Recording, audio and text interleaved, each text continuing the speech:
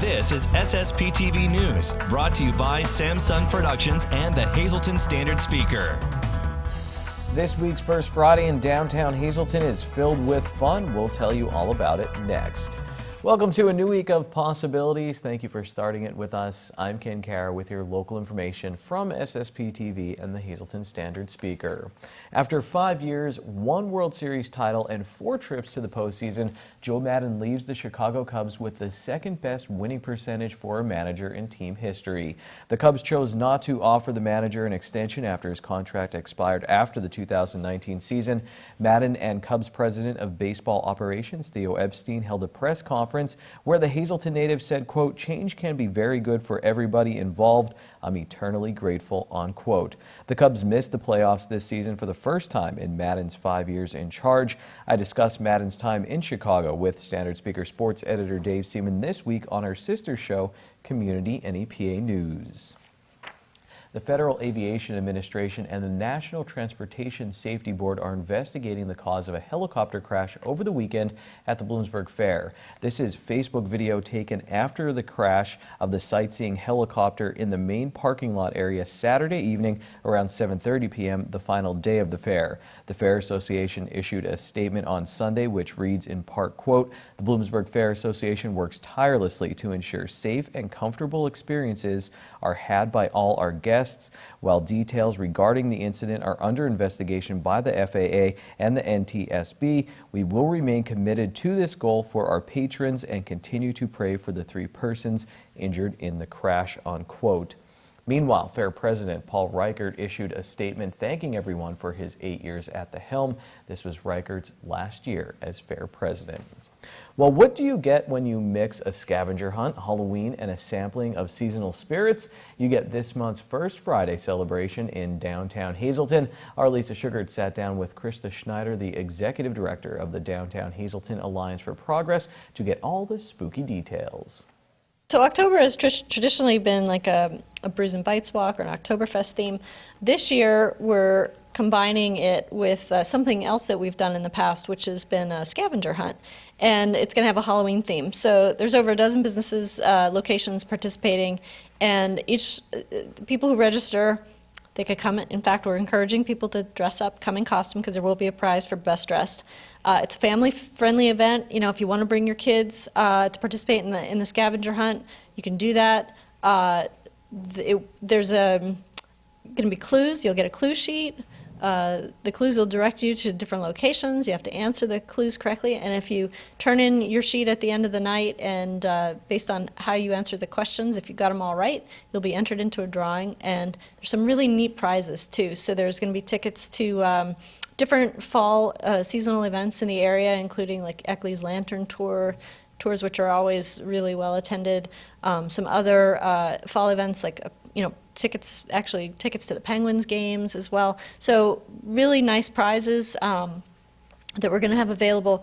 Anyway, we're mixing all that together with, so for the over 21 crowd, they'll get a tasting glass and participate in seasonal beers and spirits along the walk where the clues are located. Now tickets are limited for the tasting portion of it. So if you want to register for the tasting portion, you should really do it.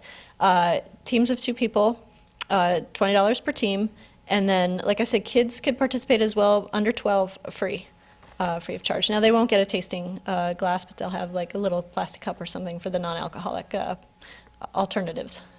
So this is really growing. The First Friday celebrations have really taken off, and they're really doing what they were meant to do, bring people downtown. Yeah. If we have these events, where we can bring people downtown, organized activities, people will come.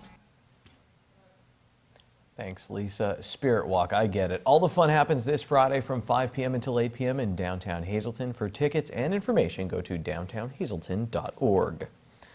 Well, maybe this will help you get through another work week. Call us now at 570-455-7267, extension 108, to enter to win a gift card to Booty's Place in the Churchill Mall. Leave your full name, phone number, and today's secret word. That word is pizza. The winner will receive a $15 gift card to Booty's Place, quality homemade food made to order. You can only win once every 30 days on SSPTV. Time now for weather on SSPTV News. Here's our forecast now from the National Weather Service. Tonight we have a 20% chance of some showers, mostly cloudy with a low of 55 degrees. Partly sunny skies on Tuesday with a high of 73, partly cloudy at night, low of 63 degrees. 30% chance of showers and thunderstorms on Wednesday, but a mostly sunny day with highs in the upper 70s. At night, 60% chance of showers and thunderstorms, low of 55. Same chance of showers on Thursday. Mainly before 8 a.m. it will be cloudy with highs in the mid-60s. 60% chance of showers at night, mostly cloudy, low of 50 degrees. 30% chance of showers on Friday, partly sunny, high of 57. And Friday night, partly cloudy, low of 38 degrees. Let's dive into the SSPTV Standard Speaker scoreboard with some water polo action. Hazleton area dunked Reading with Logan Yakubowski scoring 6 goals and posting 4 steals. The Cougars did lose to St. Xavier. The Hazleton girls lost to Reading and Episcopal. Sabrina Cabell had 3 goals over the 2 games. Sabrina Campbell, excuse me. In girls soccer, Hazleton and Crestwood tied. Ella Schneider tied the game for the Lady Cougars late. Emma Kaczynski had 2 goals in Tamaqua's win over Palmerton. Katie Rudy had the other tally, and Bailey Reinhardt got her 5th shutout of the season. Reinhardt. The Tamaqua boys also had a shutout in soccer. Tamaqua's keeper Nathan Nolfs scored on a free kick in that game. The Lady Raiders did lose in girls volleyball. In field hockey, Hazleton and Dallas tied. Caitlin Deal had the goal for the Big HA. MMI lost in girls tennis. Catherine Pinto won at first singles for the Lady Preppers, and the Shenandoah Valley girls volleyball team won the Shamogan Invitational Tournament with a win over North Schuylkill. Grace Stegemerton was first at the Cardinal Clash cross-country race over the weekend, and her team from Tamaqua took the title at the event. Corey McCormick of North Schuylkill was first out of 197 runners at the NEPA Invitational at Bloomsburg University. Coming up next, the new special on SSPTV will celebrate 25 years of SSPTV News. We have a preview.